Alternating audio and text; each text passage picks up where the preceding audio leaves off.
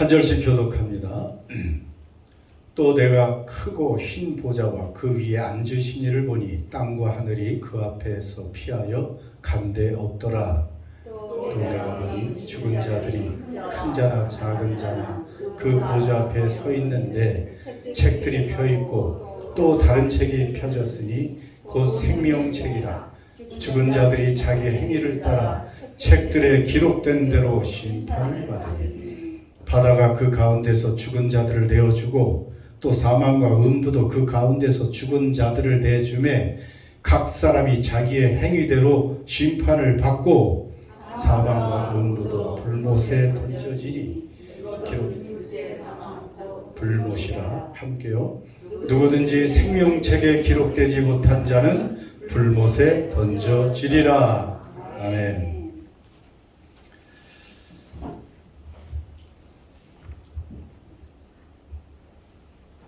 계속해서 요한계시록 강의하고 있습니다.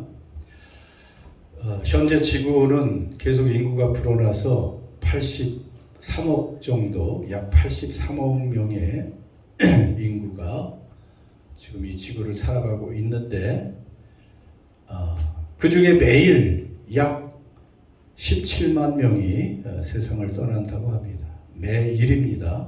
한 달도 아니고 매일 17만 명이 세상을 떠나고 있습니다.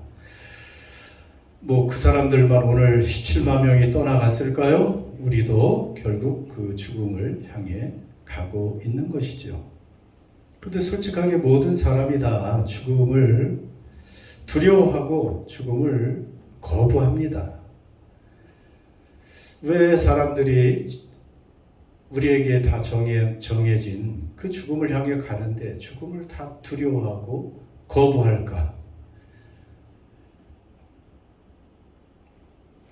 저 그림을 그냥 하나 찾았는데 왜 저기 가는 것을 싫어할까? 네. 저기 저를 향한 그런 구덩이입니다.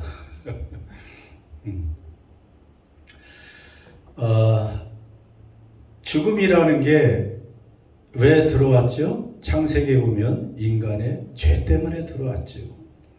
그러니까 죄의 결과가 죽음이라고 생각하니까 사람들이 죽음과 함께 이제 하나님의 심판이 있다는 것, 이 죄의 결과니까 죄에 대한 어떤 대가를 받을 것이라는 그런 막연한 본능, 두려움이 그래서 아마 있는 것 같아요. 그것이 없다면 자연스러운 것이죠. 그래서 많은 사람들이 지금 현재 세상에서는 죽음을 극복하려고 노력을 합니다. 지금 AI 발달과 함께 여러분이 이제 조금만 더 참고 계시면 노화 방지 화장품이 개발됩니다. 여러분이 뭐 보톡스 수술이나 성형수술 안 해도 크림 한번 바르시면 주름이 쫙 펴지고 청춘을 회복하는 그런 날도 있을 수 있겠죠. 근데 어떤 학자는 그래서 그렇게 얘기해요. 5년만 여러분 잘 참고 견디세요.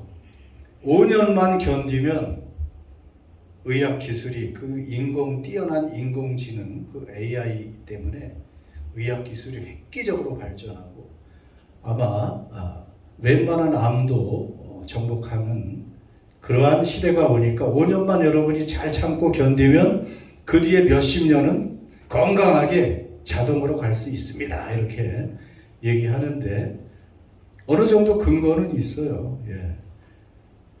자, 그래서 조금 더 젊은 모습으로 건강하게 또 노후를 살아갈 수도 있겠죠. 그리고 어떤 사람들은 그래서 죽음이 두려우니까 영생을 꿈꿔요. 어떻게 영생할까요, 우리가? 근데 과학기술로 가능하다는 거예요. 왜냐하면 벌써 우리의 그 뇌가 그냥 화학 작용을 일으키면서 이제 그 생물학적으로, 화학적으로만 생각하면 우리 뇌는 고도의 컴퓨터 칩과 같은 거예요. 그러니까 여러분이 이 머리에 생각을 하고 그리고 모든 기억들을 다 이 머리에 메모리도 하고,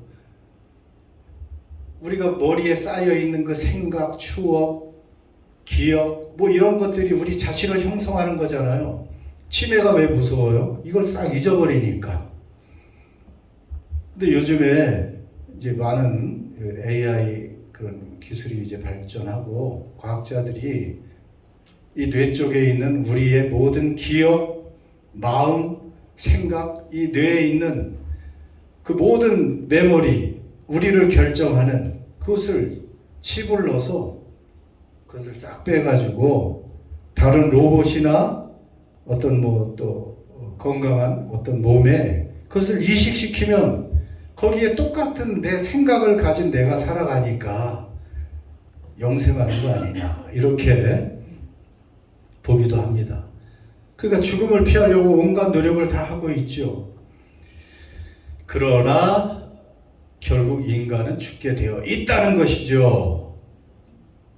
그리고 오늘 말씀을 읽은 것처럼 죽은 다음에 하나님의 심판대 앞에 서게 됩니다. 그게 인간의 운명이에요. 우리가 잘 아는 말씀이 있죠. 한번 봉독합니다. 시작. 한번 죽는 것은 사람에게 정해진 것이요 그 후에는 심판이 있으리라.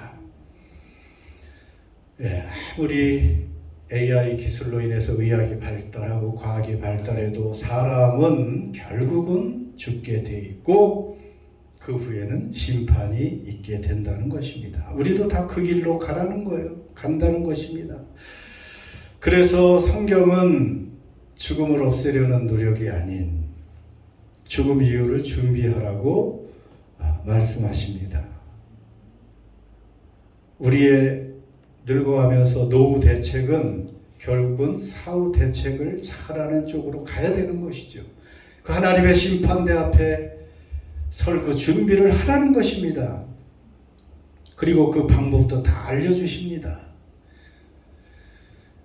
여러분, 우리 기독교에서 종말론은 굉장히 중요합니다. 종말론은 뭐 그냥 구원론, 뭐 기독론, 조직신학 끝에 조그맣게 붙어 있는 게 아닙니다. 종말이 무엇입니까?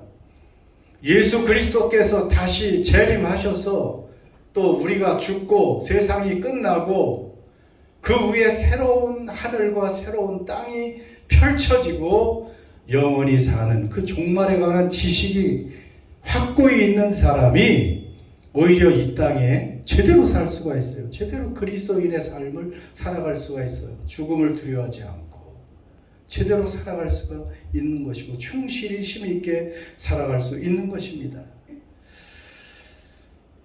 자, 오늘 말씀 굉장히 중요합니다.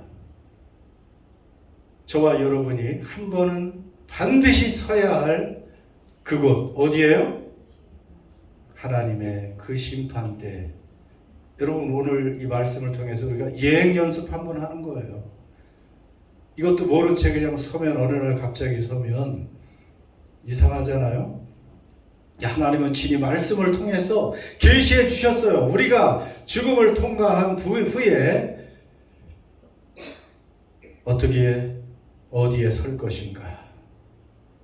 그래서 11절에 보면 또 내가 크고 흰 보좌와 그 위에 앉으신 이를 보니 땅과 하늘이 그 앞에서 피하여 간데 없더라. 물론 이 한 절에도 많은 것이 압축되어 있습니다. 그래서 우리는 이 마지막 최후의 심판을 뭐 백보좌 심판이다 이렇게도 얘기하죠. 신보좌이기 때문에. 그런데 앞에 또 중요한 단어가 있어요. 어떤 보좌예요? 크고 흰 보좌. 예, 하나님의 그 마지막에 왕으로 심판하실 그 보좌는 큰 보좌. 왕이 앉으시니까 장엄하고 위험 있는 그 심판의 보좌를 말하고요. 그리고 왜 흰 보좌겠어요? 흰다는 것은 하나님의 거룩하심, 죄가 하나도 없으신 그분, 아주 의롭고 공의로우신 그분. 그래서 흰 보좌라는 것은 하나님은 우리를 심판하시는데 아주 공정하게 심판하신다는 거예요. 공평하게 정의롭게 심판하신다. 자, 하나님이 그렇게 심판을 하시려고 크고 신 보좌에 앉아 계십니다. 여러분, 이 법정은 최고의 법정입니다. 최고의 법정, 하나님이 앉으신 그 법정, 아무도 피할 수도 없고요. 이곳의 법정에서 영원한 운명이 이제 판가름되는 거예요. 이 세상에서는 뭐 1심, 2심, 3심, 뭐 지방법원, 고등법원, 대법원 마지막 판결을 받기도 하지만, 마음에 안 들면 상소하지만, 이 마지막 희고 큰 보좌의 그 심판을 받으면 영원한 형벌이냐, 영원한 행복이냐로 영원한 운명이 판가름 나는 아주 중요한 그러한 곳입니다. 여러분, 이 법정에 누가 선다고요? 이 심판대에 누가 서요? 사실은 모든 사람이 서는 거예요. 우리도 서게 됩니다. 한 사람도 예의가 없어요. 로마서 14장 10절 같이 읽습니다. 시작. 우리가 다 서리라. 다 하나님의 심판대 앞에 서요. 12절 그 상반절 보세요. 또 내가 보니 죽은 자들이 큰 자나 작은 자나 그 보좌 앞에 서 있는데, 하나님의 심판대 앞에 죽었던 자들이 큰 자나 작은 자나, 뭐 그 앞에서는 명예도 재산도 신분도 권세도 고려의 대상이 아닙니다. 반드시 모든 인간은 그 앞에 서게 되어 있습니다. 그래서 13절에 보면, 자, 다 죽었던 자들이 바다가 죽은 자들을 내어주고, 또 무엇이 죽은 자들을 내어줘요? 사망과 음부도. 그러니까 사람들이 죽게 되면, 사실은 이 부분은 불신자들이죠. 이제 다음 시간에 여러분 굉장히 중요한, 우리가 죽은 후에 예수님이 재림 때까지 어떤 과정을 거쳐서 어떻게 심판을 받고 새하늘과 새 땅에 어떻게 사는지 성경에 있는 대로 아주 구체적으로 최대한 여러분에게 설명을 해 드릴 것입니다. 굉장히 중요하죠. 우리의 미래가 어떻게 되는지 막연히 사람들은 몰라요. 그냥 죽으면 우리 영원히 하나님 품에 안기겠지. 여러분, 그렇지 않습니다. 그 과정이 다 있어요.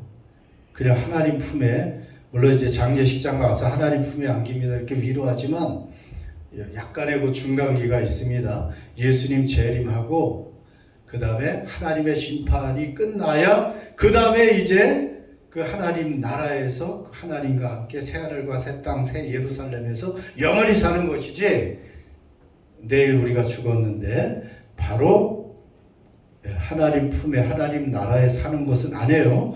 그러나 물론 행복한 그 우리가 느끼는 그 즐거움으로 임시 우리의 영이 살게 되는 그런 것은 있죠.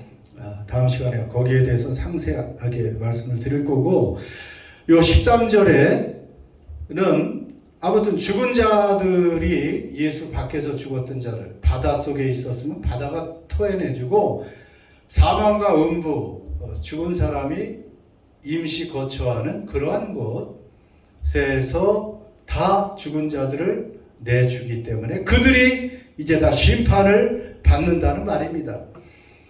그러니까 불신자들도 부활을 해요, 안 해요? 불신자들 부활해요, 안 해요? 여기 부활하잖아요. 불신자들이 죽었는데 부활을 합니다. 하나님의 심판대 앞에. 왜요? 최후의 심판을 받기 위해서 다 부활하는 거예요. 그때는 심판을 받기 위한 부활이에요. 영원히 살기 위한 부활이 아니고, 죽은 자들이 어느 날 하나님이 정하신 그때, 그 심판의 날에, 그래야 심판을 받아야 되잖아요. 그때는 다 부활하는 것입니다. 자, 그래서 자기 행위대로 심판을 받는다. 오늘 중요합니다. 그런데 그 심판의 보좌 앞에 무엇이 있습니까? 네, 답을 빨간색으로 뭐가 있어요? 책들이 있습니다. 예. 그런데 몇 종류의 책이 있냐면 정확히 보세요. 몇 종류의 책이 있어요? 2종류의 책이 있어요. 보좌 앞에 있는데 책들이 펴 있고 한 곳에 막 책들이 펴 있고 또 다른 책이 펴졌는데 그 책의 이름이 뭐예요? 생명책이다. 그러니까 책들이 하나님 보좌 앞에 여러 개가 펴 있고 또 한쪽에는 생명책이 한 권이 펴져 있다는 거예요. 그럼 그게 무슨 의미일까? 여러분, 책들은 당연히 한 권이 아니죠. 생명책은 한 권인데 책들에는 무엇이 기록되어 있어요? 행위들이. 한 인간이 태어나서 죽을 때까지 행한 모든 행위들이, 행적들이 다 기록된 책입니다. 그러니까 그 많은 인류가 죽었다가 이제 심판받기 위해서 부활해서 그 하나님 앞에 섰는데 그 모든 인간의 행동을 하나하나 낱낱이 기록한 그 책이 한 권이면 되겠어요? 그 여러 권이 있을 수밖에 없어요. 우리의 모든 행위가 다 기록된 책이 있습니다. 우리의 행동이. 지금 여러분을 겁박하려는 게 아니에요. 여러분 잘 살아오셨습니까? 몇 년 전에 여러분의 일들 그런 거 다 기록했다고 하면 어떻게 하시겠어요? 더군다나 여기 말도 다 포함될 거야. 우리가 어떤 말을 했는지, 좋은 말을 했는지 나쁜 말을 했는지. 왜냐하면 말 자체가 누구를 죽이기도 하고 살리기도 하니까 말도 중요하거든. 우리의 행동 하나하나, 모든 언행, 심사, 마음까지도 다 기록된 책들이 있다는 것입니다. 그러니까 이 책이 심판의 근거예요. 이 책에 기록된 대로 심판을 받는다는 것입니다. 여러분, 하나님은 아주 공정하고 공의롭고 공평하신 분이잖아요. 그렇기 때문에 하나님의 심판에 토를 달 수 없게 하나님이 다 책에 기록되어 놓으셨어요. 여러분, 구약성경 이사야, 예레미야, 에스겔 읽다 보면 거기 얼마나 무서운 심판의 말씀들이 있습니까? 근데 하나님이 심판하시기 전에 거기에 보면 어떤 죄를 지었는지 선지자를 통해서 다 알려주세요. 일일이. 하나님을 배반하고 어떻게 우상 숭배를 하고 어떻게 간음을 하고 어떻게 가난한 자를 학대하고 이런 것들을 아주 구체적으로. 그래서 너희들을 심판할 수밖에 없다고 말씀하시죠.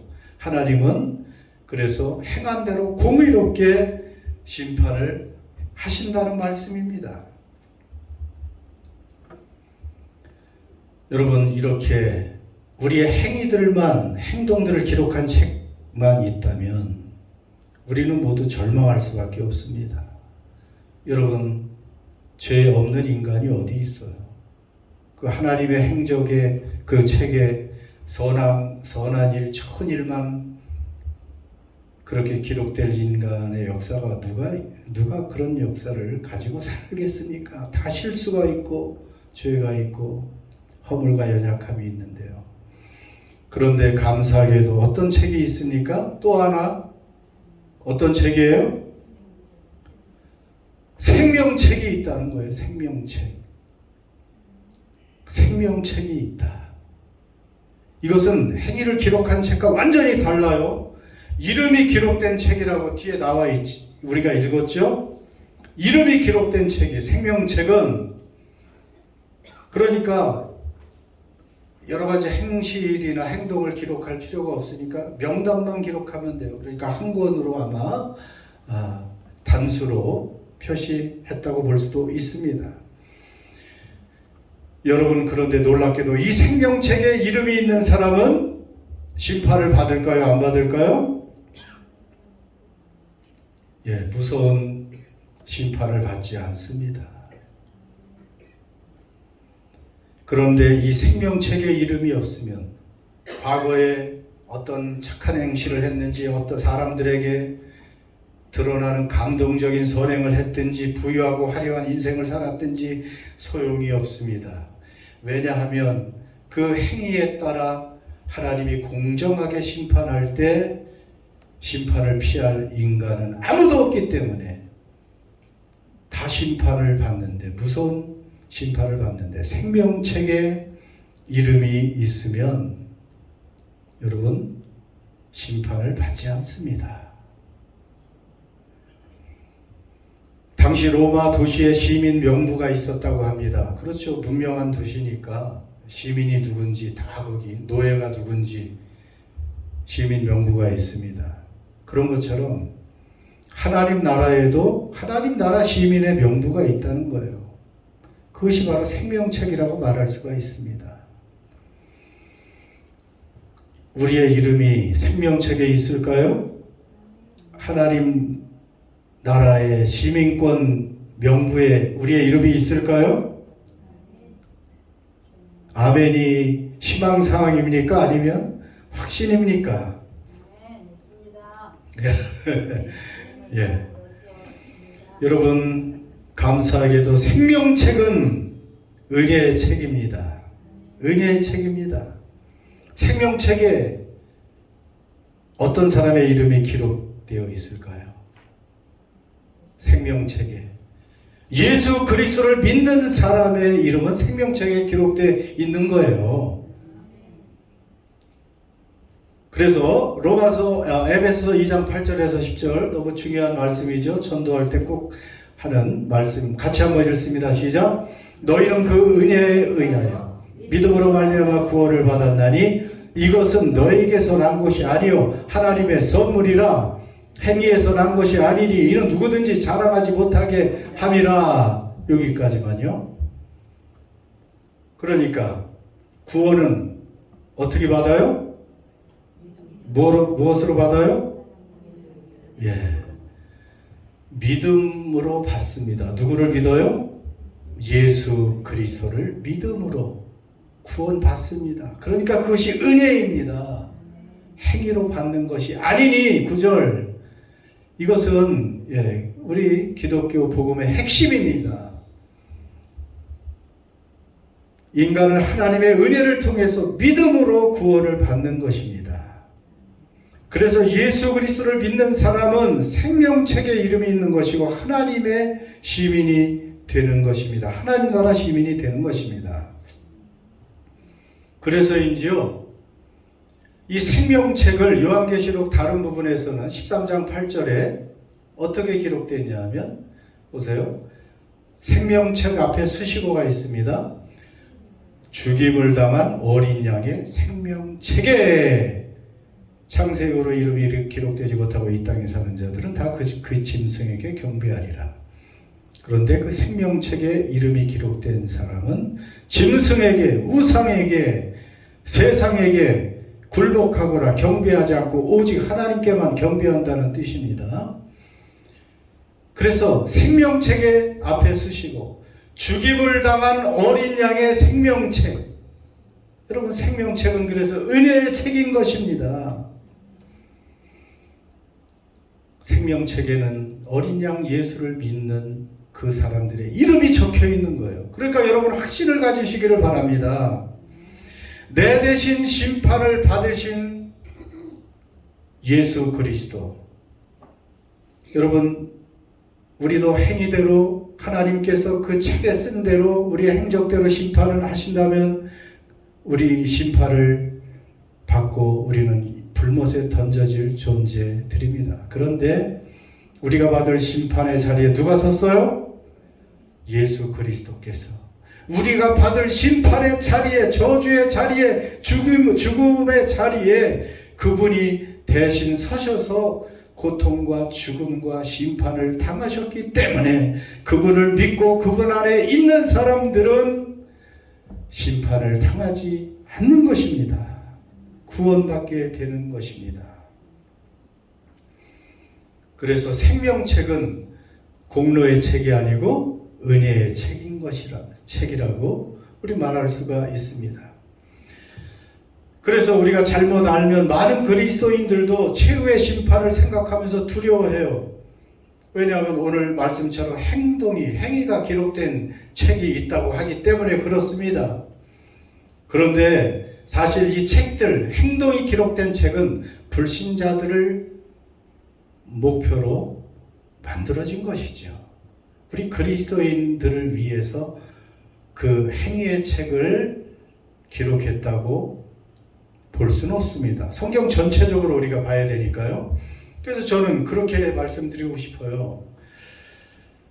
참되게 회개하고 예수 그리스도를 믿는 성도의 죄는, 성도의 행실은 선하지 않은 악하고 죄악된 그런 행동이나 말들, 그런 것이 다 우리에게도 있었잖아요. 그럼 그런 것들을 어떻게 주님께서 성도들의 죄악들은 어떻게 하세요?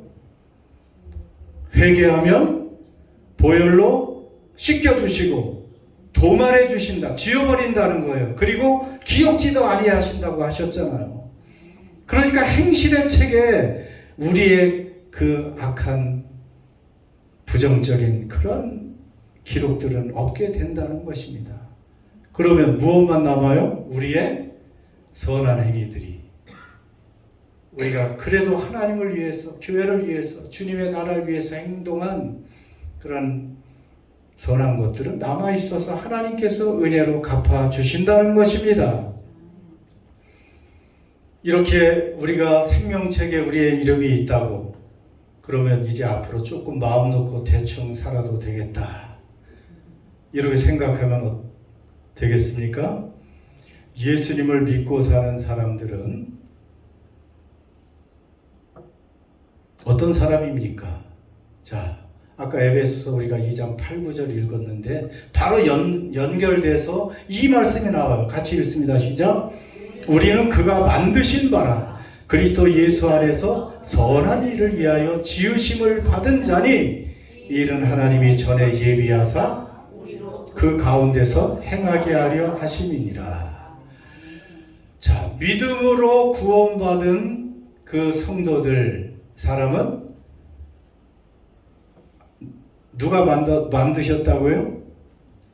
하나님의 작품이다. 그 영어 성경이 God's workmanship, 하나님의 작품이 되었다, 이렇게 말하고요. 그렇게 믿음으로 구원받아 생명책에 이름이 기록된 사람은 예수 안에서 무엇을 위하여 지으심을 받은 사람이라고요? 선한 일을 위하여 지음을 받은 사람이다. 그러니까 구원받은 사람은 무엇을 위해서? 선한 일을 위하여 지음받은 사람이다. 그 좀 약간 맹숭맹숭할 수도 있는데 영어 성경에는 지음을 받았다는 걸 created, 창조되었다라고 말합니다. 예수 안에서 창조되었다. 그냥 새롭게 만들어졌다는 거예요. 선한 일을 위해서. 여러분, 예수 안에 있으면 새로운 뭐라 그랬어요? 피조물이다. 새로운 피조물, 창조된 새 창조물이라고 했어요. 그냥 여러분 예수 안에서 대충 옛날 잘못된 것을 그냥 고쳐 쓰는 게 아니에요. 하나님 보실 때 예수 안에 있고 예수를 믿으면 새로운 피조물이 돼요. 선한 일을 위해서 창조된 하나님의 작품이라고 지금 2장 10절에 기록하고 있습니다. 저것이 우리의 신분이에요. 우리는 선한 일을 위해서 창조된 하나님의 작품입니다. 자, 여러분의 치매 방지를 위해서 한번 따라서 해보세요. 나는 선한 일을 위해서 창조된 하나님의 작품입니다. 시작. 나는 선한 일을 위해서 하나님의 작품입니다. 어우, 잘하시네. 당신은 하나님의 선한 일을 위해 창조된 하나님의 작품입니다. 네. 하나님의 선한 일을 위해서 창조된 하나님의 작품입니다. 믿습니까? 이렇게 우리는 살아가는 거예요. 그냥 예수 믿고 근근히 막 그냥 죄와 싸우다가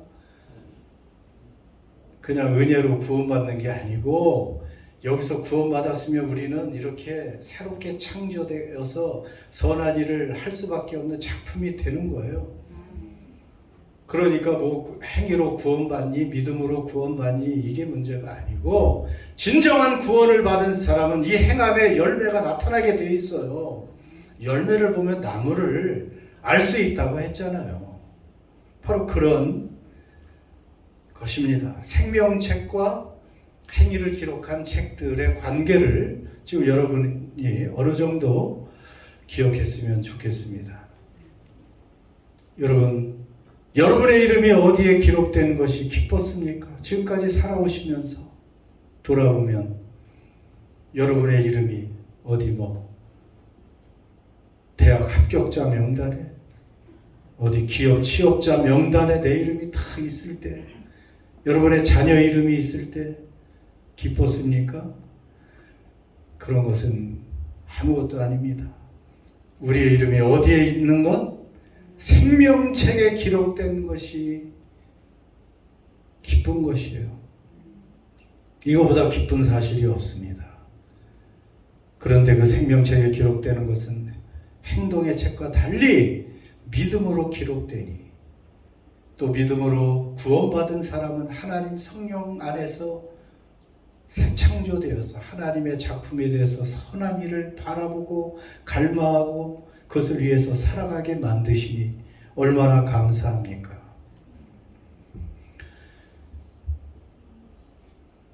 이제 마지막으로 14, 15절 함께 읽습니다. 시작. 사망과 음부도 불못에 던져지니 이것은 둘째 사망과 불못이라. 누구든지 생명책에 기록되지 못한 자는 불못에 던져지리라.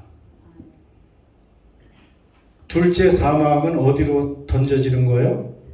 불못에 던져지는 것이 하나님의 심판을 받고 그 기준에 미달되는 모든 사람은 이제 불못에 던져집니다.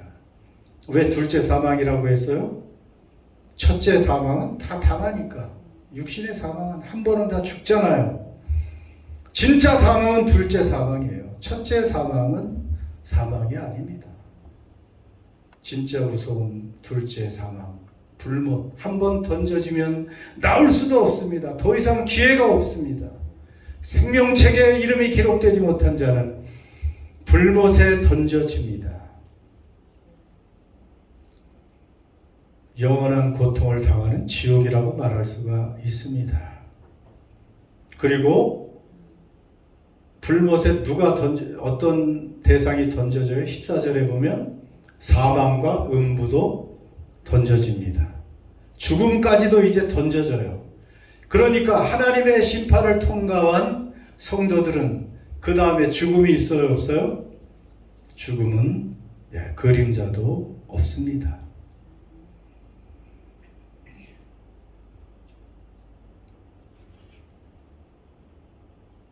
그래서 다음 주에 요한계시록 21장 새하늘과 새 땅이 이제 펼쳐집니다.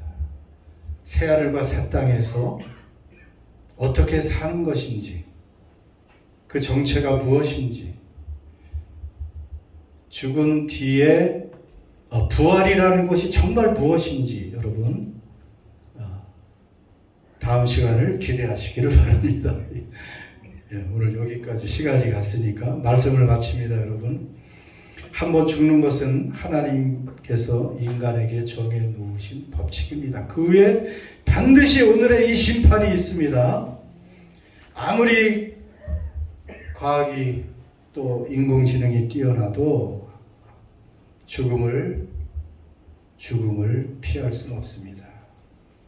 그래서 우리는 노를 대비하는 것을 넘어서 심판을 대비해야 됩니다. 여러분, 오늘 그저 한두 가지 잘해서 착하게 사는 게 중요한 게 아니고 우리의 이름이 어디에 있어야 된다고요? 생명책에 있어야 됩니다. 생명책에 있으려면 예수님을 어떻게 해야 돼요? 우리가 나의 왕으로 나의 구세주로 확실히 내 마음 중심에 영접을 하고 그분과 지금부터 살아가는 거예요. 지금부터 살아가는 것입니다. 한 주에 한 번 교회 나올 때만 사는 게 아니에요. 지금부터 교회 나가서도 계속 그분과 동행하는 것입니다. 그리고 우리의 이 믿음은 선한 행위로, 선한 일은 사실 하나님을 위한 일이죠. 그 일로 증명이 됩니다. 그래서 우리는 심판, 죽음 두려워할 것이 하나도 없어요. 여러분, 우리는 죽음을 향해 가는 사람이 아니고 그리스도인은 무엇을 향해 갈까요? 한 가지만 더, 다음 주를 위한 화두. 그리스도인은 죽음을 향해 가는 사람이 아니고 부활을 향해 가는 사람들입니다. 믿습니까? 부활의 영광스러운 의미가 있습니다. 기도합시다. 여러분, 오늘 말씀을 여러분 가지고 한번 기도하십시오. 나는 하나님의 그 심판대 앞에 설 준비가 끝난 사람인가?